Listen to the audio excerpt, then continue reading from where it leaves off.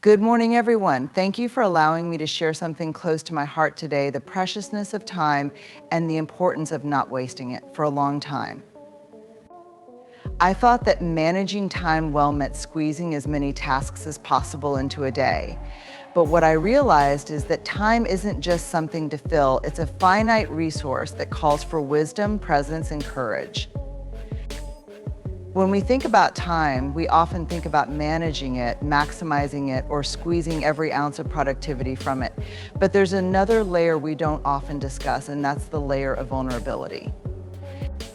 Embracing vulnerability isn't something that immediately comes to mind when talking about how we spend our hours, yet it has everything to do with making meaningful use of our time. To embrace vulnerability is to be willing to sit in uncertainty, to face moments of discomfort, and to allow ourselves to engage fully with our lives as they unfold. It's choosing to do the things that scare us, the little things that don't have guaranteed outcomes, things that might mean we get rejected or fail or feel embarrassed. But these very moments of discomfort and challenge are also where the most growth happens. In each of these moments, we are opening up to experiences that are real and raw. When we take the leap to be vulnerable, we stop living in a state of protection and actually start living. Think about how vulnerability can change our relationships. In many ways, it's the foundation of every meaningful connection we have. When we're guarded, when we play it safe, we only reveal small pieces of ourselves to others. We show what's safe, what's polished, what's acceptable by societal standards, but is that really connection? Vulnerability invites us to put our guard down and show up in ways that may feel risky, but ultimately bring us closer to the people around us. Vulnerability is the bridge between our truest selves and the world. Imagine you're meeting a friend for coffee. You talk about the weather, your jobs, maybe your weekend plans. The conversation is nice, safe, and pleasant. But then imagine if one of you leans in a bit and says, I've really been struggling with something. What happens in that moment? The energy shifts. Suddenly there's an opening for real, meaningful connection. Maybe one person is brave enough to say, I feel like I'm failing at something important, or I feel lost and I don't know what to do. This is the invitation vulnerability brings. It's an invitation for honesty, empathy, and realness that deepens our connections and gives life a richer texture.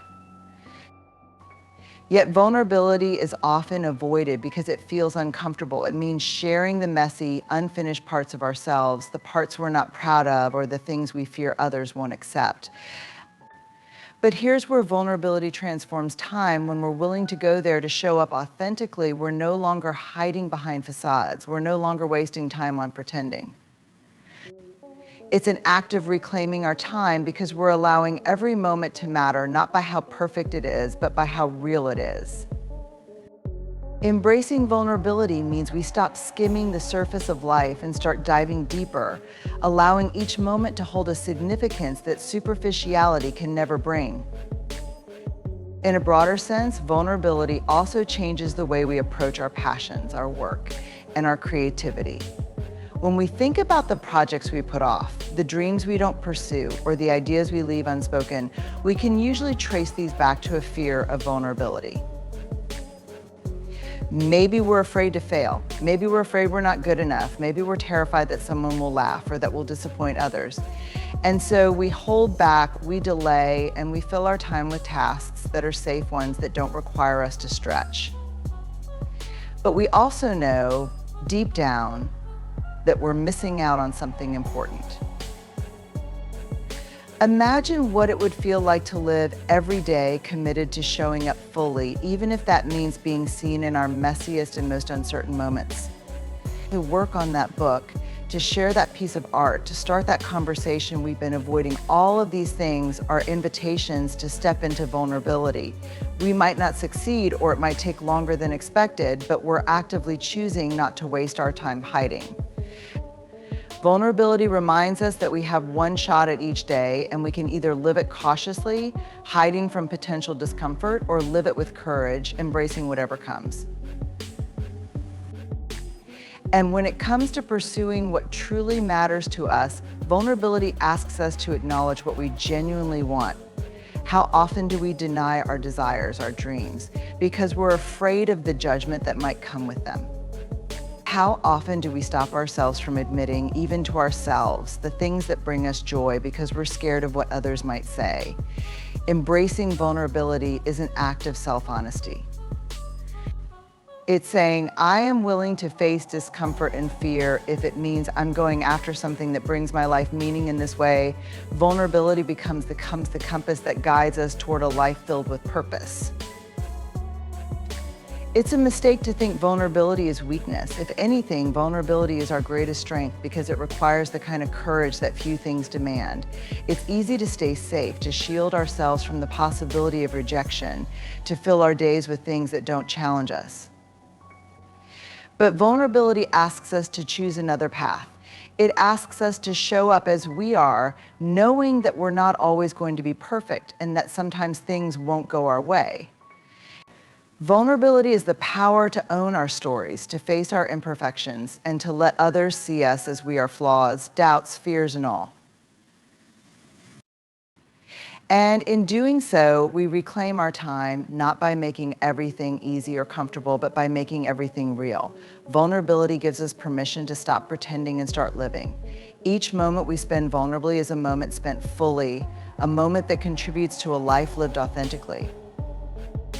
When we open ourselves up, we allow life to meet us where we are, bringing us closer to our true selves and allowing us to experience a depth that time alone cannot give us. Numbing and avoidance are two behaviors we all engage in from time to time, especially when life feels overwhelming, uncertain, or simply uncomfortable. When we talk about time, though, we rarely acknowledge how these behaviors shape our lives and pull us away from what really matters. Numbing can take many forms, scrolling endlessly through social media, binge watching shows, online shopping, even overworking. Avoidance, on the other hand, is the tendency to dodge situations or conversations we fear might be painful or awkward. Both have their short-term comforts, but both also carry heavy costs that impact our time, relationships, and sense of purpose. Let's start by understanding why we numb. Numbing can be thought of as a form of temporary relief, a way to shut down our minds when they're going a mile a minute or are occupied by worries we don't know how to manage. When we numb, we're essentially seeking escape from our reality often, the parts of reality that involve difficult feelings or thoughts. Maybe it's a fear of failing in our career, doubts about our relationships, or a deep-seated feeling that we're not enough. Rather than face these feelings head on, we distract ourselves, giving our minds something else to focus on. And in small doses, numbing isn't necessarily harmful. But when it becomes a habit, it starts to chip away at the quality of our lives. Avoidance works in a similar way. It's driven by fear, the fear of discomfort, of being seen, of facing the possibility of failure or rejection. We avoid talking to someone when we know a hard conversation is needed. We put off starting a new project because we're scared we'll mess it up. And we avoid making important life decisions because we don't want to make a mistake. Avoidance may keep us in our comfort zones, but it also keeps us from engaging in the very experiences that could lead to growth, connection, and fulfillment. Both numbing and avoidance, then, become barriers to living fully. And one of the most significant costs is time. Each moment we spend avoiding, procrastinating, or numbing is a moment we can't get back. It's easy to think just one more episode or I'll deal with that tomorrow, but these moments add up. Hours turn into days, days into years, and before we know it, a huge portion of our lives has been given to avoidance and distraction rather than to meaningful action. When we look back, we realize that we may have let entire chapters of our lives slip by simply because we were unwilling to sit with the discomfort of facing what needed to be faced. The cost of numbing and avoidance doesn't just show up in lost time, it also takes a toll on our relationships. When we avoid hard conversations with our loved ones, we build invisible walls. We think we're protecting ourselves, but we're actually creating distance. We're preventing genuine connection because true intimacy often requires vulnerability, honesty, and even conflict. By numbing or avoiding, we dodge these necessary interactions. We miss the opportunity to really see and be seen, to feel supported, and to build trust. Eventually, relationships start to feel superficial, and we're left wondering why we don't feel as close to others as we'd like. On a personal level, numbing and avoidance can also erode our sense of self. When we're constantly avoiding the things that matter, we lose a bit of who we are. We start to forget our own potential, our capacity for resilience, and our ability to handle life's ups and downs. Numbing is like telling ourselves, I don't trust that I can deal with this, while avoidance is like saying, I'd rather stay small than risk failure over time. This mindset can wear down our confidence and self-worth. We start to believe we aren't capable or strong enough to take on life's challenges, and this can create a cycle of insecurity and further avoidance. Another significant cost is that numbing and avoidance prevent us from finding true joy and meaning in life. The irony is that while we numb to avoid feeling bad, we also end up numbing our capacity to feel joy. By continually distracting ourselves, we miss out on the full range of human experiences that make life vibrant and fulfilling. Life isn't supposed to be easy all the time. It's supposed to have depth, meaning, and challenges. When we avoid discomfort, we also avoid opportunities for growth, resilience, and even joy. The highs of life often feel higher precisely because we've also faced the lows. By shielding ourselves from discomfort, we end up missing out on those peaks, those moments of real happiness and satisfaction. Furthermore, the pursuit of numbing often becomes a cycle. We numb to avoid pain or discomfort, but in doing so, we neglect the real work that could move us forward. When we wake up the next day, those same issues are still there unresolved, often made worse by our inaction. And so we reach for another distraction, numbing ourselves once again. This cycle can go on for months or even years if left unchecked. Each time we numb, we push ourselves further from living a life that's aligned with our values and purpose. So numbing and avoidance come with an opportunity cost as well. When we're focused on avoiding pain or discomfort, we're not investing our energy in activities that could bring meaning and fulfillment. Imagine the difference if, instead of avoiding a challenging task, we leaned into it and allowed ourselves to grow. If instead of numbing after a hard day, we took a moment to reflect, to learn, or to connect with someone who cares about us. These moments, small as they may seem, are what make up a life filled with purpose and intention. Taking ownership of your time might seem like a simple or obvious concept, but in reality, it's an act of courage, a radical one at that.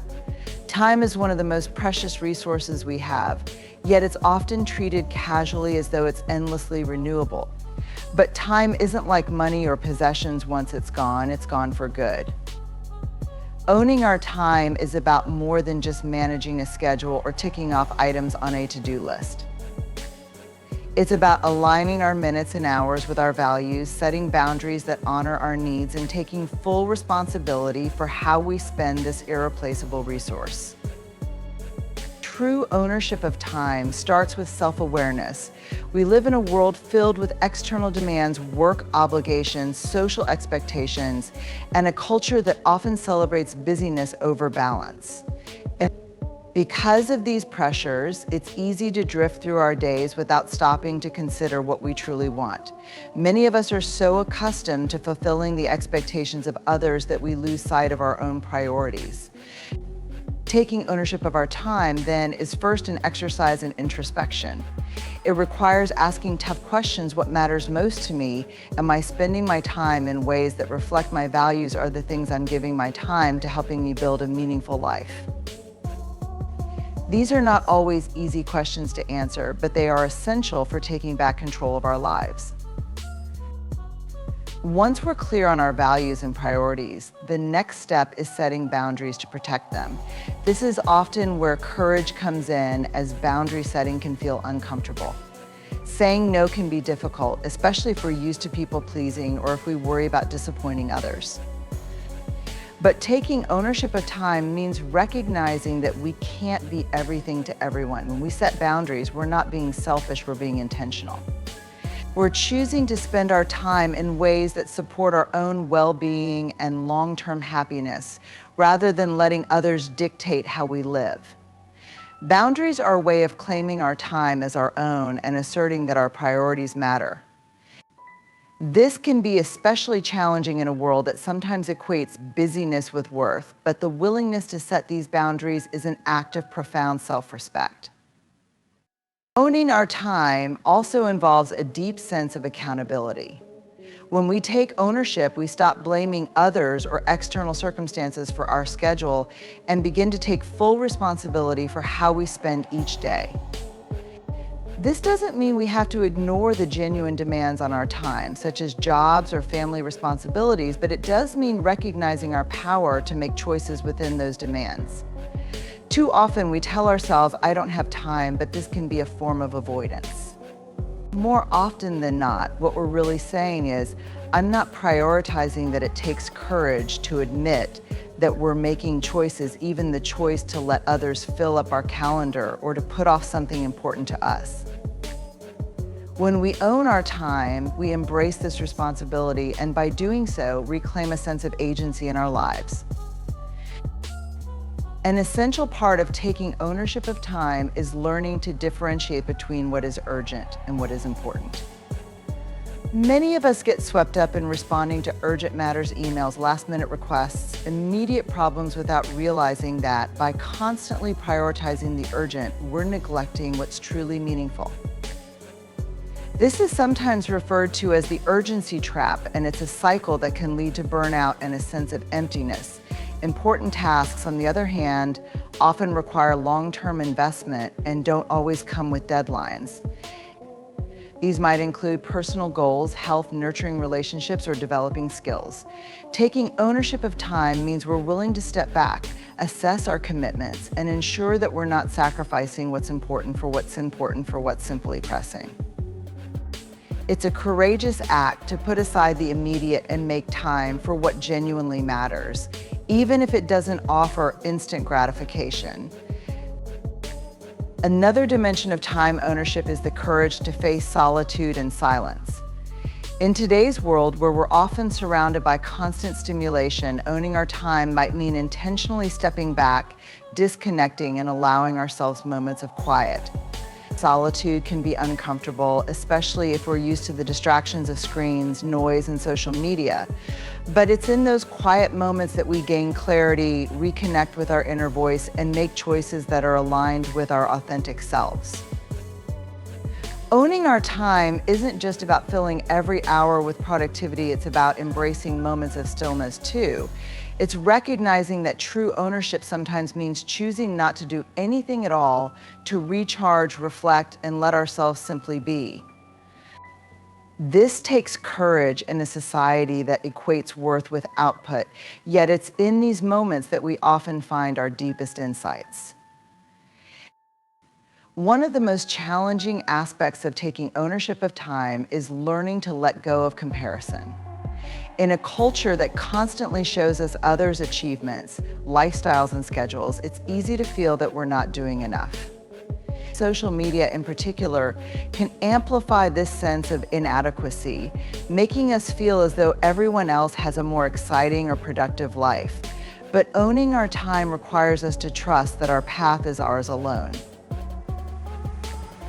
It's about having the courage to say, I don't need to keep up with anyone else. I don't need to match someone else's pace. By focusing on our own journey and refraining from comparing, we free ourselves from a never-ending race. This, too, is an act of courage, choosing to define our own success rather than letting external benchmarks determine our worth. Owning our time also means accepting that we will face setbacks and interruptions. Life isn't a perfectly planned agenda, and disruptions are inevitable. But when we take ownership, we learn to respond to these challenges without feeling completely derailed. It's the courage to adapt, to refocus, and to keep moving forward even when things don't go as planned. Instead of using setbacks as an excuse to give up, we use them as opportunities to reaffirm our commitment to our goals. This adaptability is a key part of time ownership because it allows us to stay resilient in the face of unpredictability. Finally, taking ownership of our time often requires us to rethink what productivity means. We're conditioned to think of productivity in terms of output, how many tasks we complete, how quickly we achieve our goals. But time ownership challenges us to consider whether our busyness is actually serving our well-being. Real productivity is less about how much we do and more about whether the things we do contribute to a fulfilling life. Taking ownership of time means shifting our focus from doing more to doing what truly matters. This shift is an act of courage because it means redefining success on our own terms, even if it looks different from what others expect.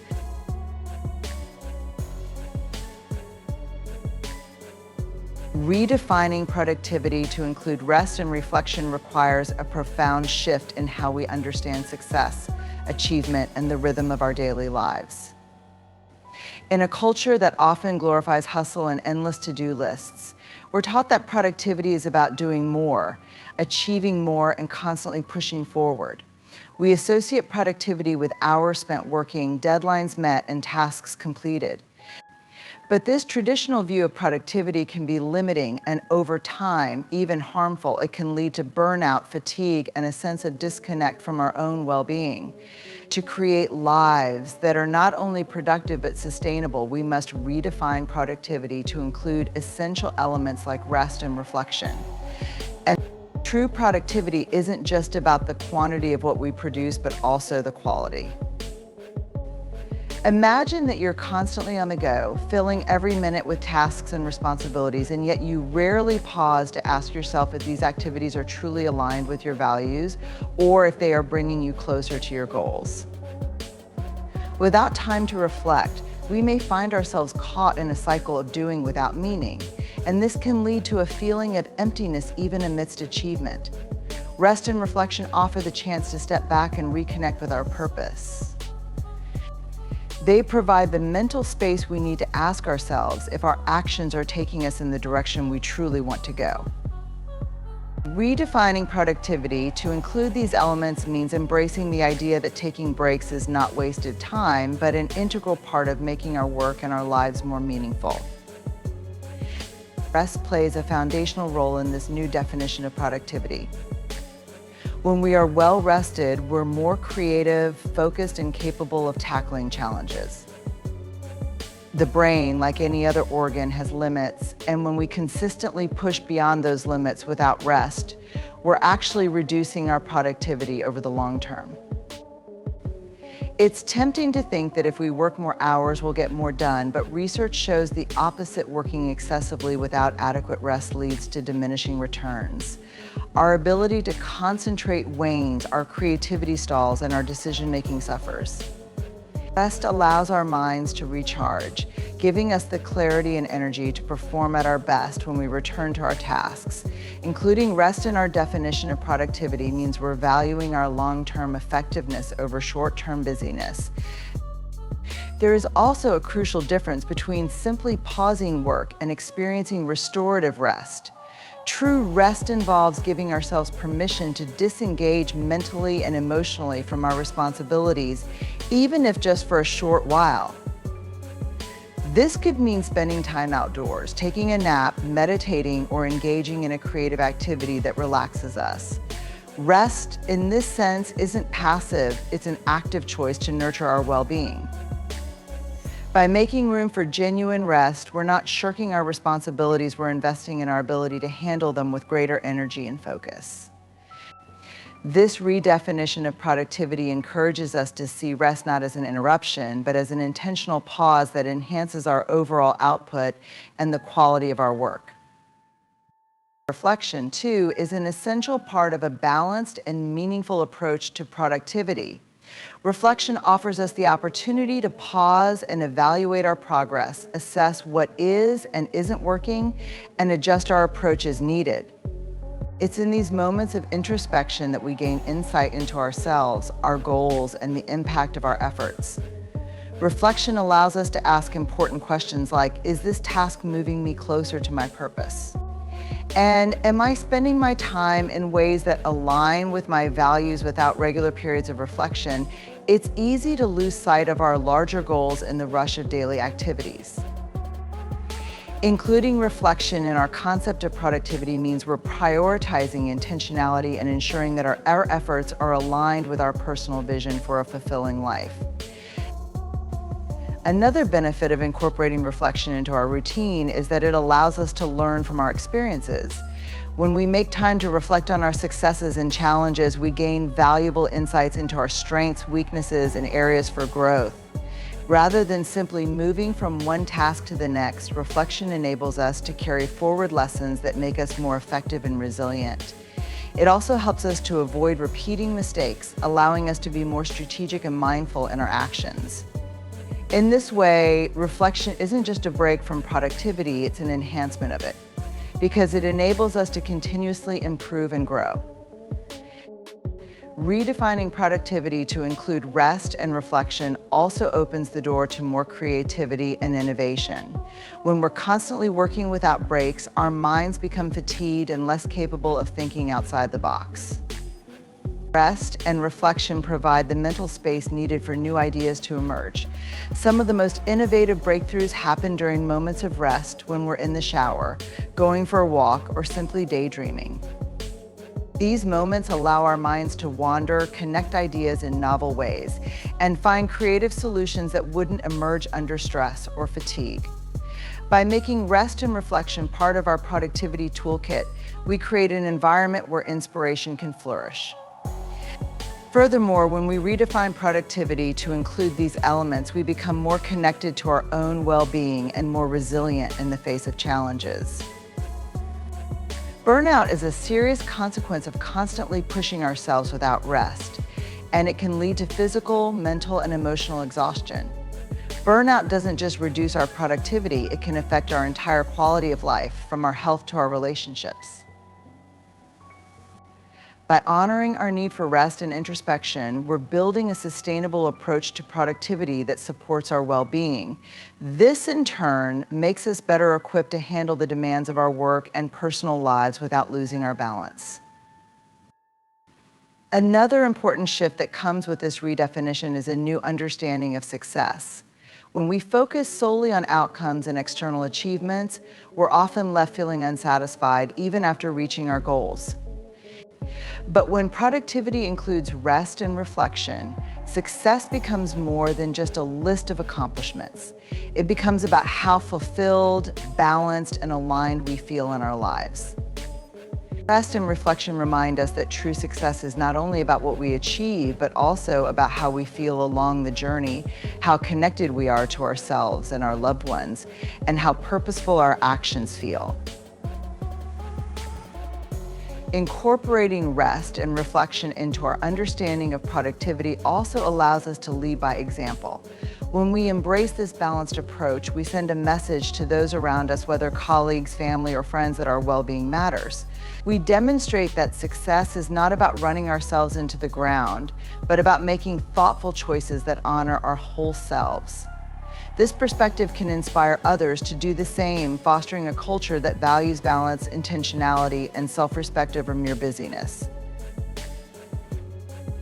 In this way, redefining productivity to include rest and reflection becomes not just a personal practice, but a movement toward a healthier and more balanced way of living. It invites us to step away from the pressure to constantly perform and instead embrace a rhythm that is sustainable and fulfilling. We acknowledge that time spent resting or reflecting is not time wasted, it's an investment in our overall well-being, creativity, and clarity. It's a choice to live in alignment with our values, to honor our need for restoration, and to approach each day with intention and purpose.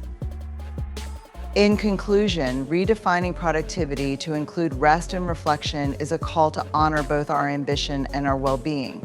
It challenges us to see productivity not as a relentless pursuit of tasks, but as a balanced approach to achieving our goals in a way that sustains us. When we embrace rest and reflection, we're choosing a path that values not just output, but quality of life, creativity, and alignment with our true priorities. We're giving ourselves the gift of resilience, clarity, and purpose, and we're creating a foundation for a more meaningful, fulfilling life.